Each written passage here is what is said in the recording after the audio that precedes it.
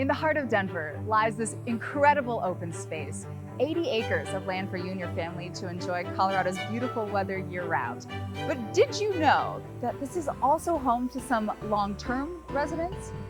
Welcome to Cheesman Park.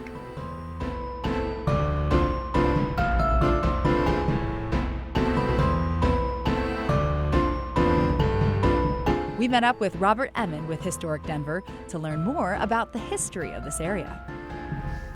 This is just a beautiful place to be if you're walking or biking or just hanging out in the shade. How did this become the park it is today? Well, in earlier times, this was part of the Arapaho campground in their winter campgrounds. All of Denver and this whole area had been deemed uninhabitable desert. But then in 1858, gold was found. Suddenly the federal government wanted the land back, and there was a treaty of 1861 where the Arapaho relinquished their rights. And so this then became federal land.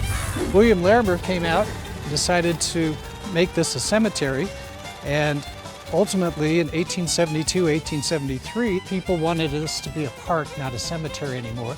So Henry Teller was the US Senator from Colorado in 1890, and he approached Congress and he said, let us make this a park, not a cemetery, and if so, we'll call it Congress Park.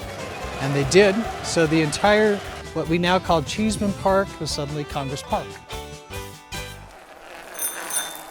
So Cheesman Park, it wasn't always called Cheesman. How did it get its name? Walter Cheesman was an early pioneer to Denver City, and in 1907, Walter S. Cheesman died. Mayor Spear was the mayor at the time, and he approached the widow Alice Cheesman and said, why don't you donate $100,000 and we'll build a grand pavilion? And Alice Cheesman said, okay. And she had two conditions. It'd be called the Cheesman Pavilion, and you would name this 80-acre stretch of Congress Park to Cheesman Park.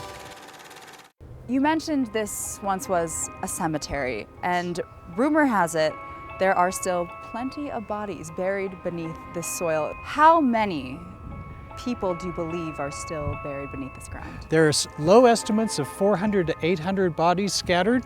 We don't know exactly where. Higher estimates of 2,000 to 4,000. Any stories of hauntings, or are there any rumors or things that Cheesman Park is known for? We know that there are rumors of hauntings in some of the houses. There are stories in the Denver Botanic Gardens. Historic Denver, we're all about fact, but there's been plenty of stories and anecdotal evidence. Makes a good Halloween story. No matter what ghost stories you've heard, Cheesman Park is a wonderful spot to visit year-round. Family-friendly, rich in history, and a place where memories will be made for decades to come.